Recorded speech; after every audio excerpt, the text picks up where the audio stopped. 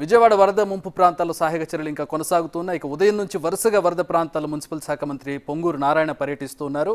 రామలింగేశ్వర నగర్లో రోడ్లపైకి కృష్ణానది వరద చేరుతున్న ప్రాంతాలను మంత్రి నారాయణ పరిశీలించారు. ఇళ్ల మధ్యకు నీరు రాకుండా చర్యలు చేపట్టాలని వీఎంసీ అధికారులకు ఆదేశాలు జారీ చేశారు.